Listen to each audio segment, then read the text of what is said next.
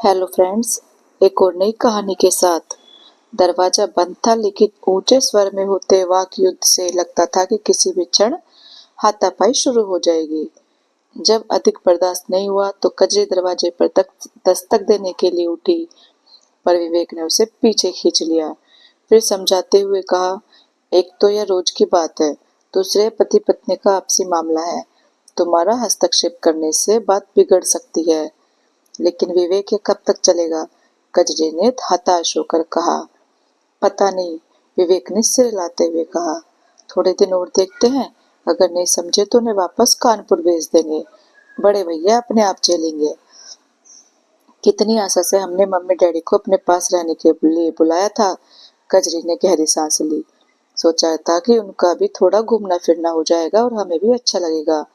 मैं mummy daddy में झगड़ा तो अक्सर होता था, विवेक ने कटुता से कहा, लेकिन आपसे संबंध इतने बिगड़ जाएंगे यह नहीं सोचा था।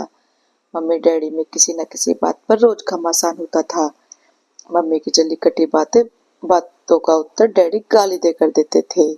विवेक ने कजरी से कहा, गर्मा गर्म कॉफी बना लाओ, पीकर कम से कम मेरा मूड तो ठीक होगा। कजरी कॉफी लाई तो विवेक ने दरवाजे पर दस्तक दी। लगभग 1 मिनट के बाद डैडी ने दरवाजा खोला और घूर कर देखा। लीजिए डैडी, गर्मा गर्म कॉफी, आप शांति से पीजिए, विवेक ने मम्मी से कहा। आगे का प्रोग्राम ब्रेक के बाद। विवेक अक्सर मम्मी डैडी को बतौर मनोरंजन कुछ न कुछ कहकर हंसाता रहता था, लेकिन आज दोनों बहुत गंभीर थे। तनी भुकुटी पर कोई असर नहीं हुआ। एक दिन मामला बहुत गर्म हो गया। मम्मी डैडी का स्वर बाहर तक सुनाई पड़ रहा था। मैं 1 मिनट इस घर में रह नहीं सकती, मम्मी ने ऊंचे स्वर में कहा। मैं हमेशा के लिए छोड़कर चली जाऊंगी।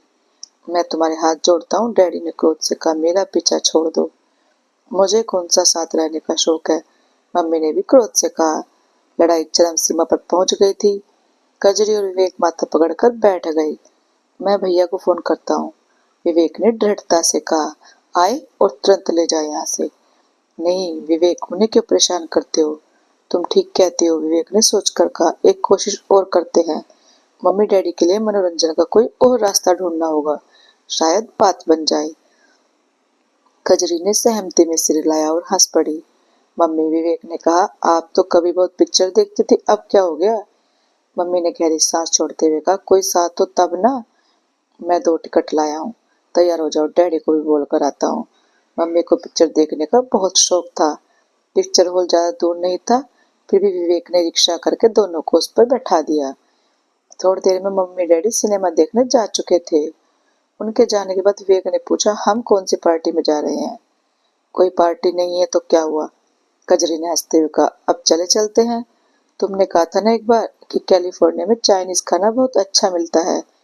कैलिफोर्निया? अभी अभी एक नया रेस्टोरेंट खुला है और अपने स्वादिष्ट खाने की वजह से जल्दी बहुत मशहूर हो गया था। जब मम्मी डैडी घर आए तो बहुत प्रसन्न थे। आदत के अनुसार मम्मी फिल्म की कहानी सुनाने लगी और डैडी अपनी टिप्पणी दे रहे थे।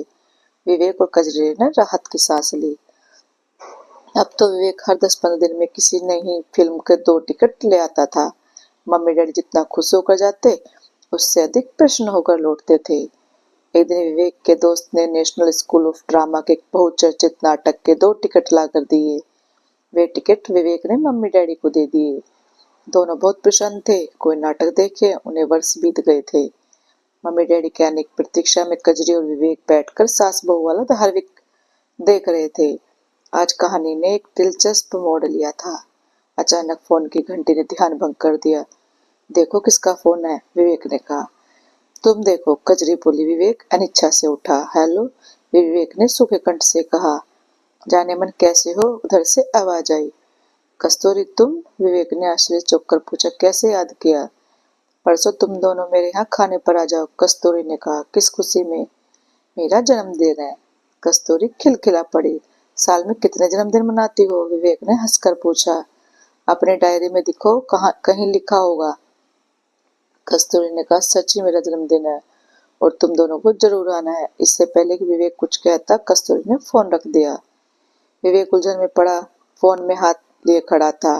क्या करे इस कस्तूरी का, जब भी फोन करती है घर में कलहाई हो जाती है। कजरी ने तीखे स्वर में कहा। क्या कह रही थी कस्तूरी? खाने पर बुला रही है, जन्मदिन की पार्टी कर रही है, विवेक ने खुलासा किया।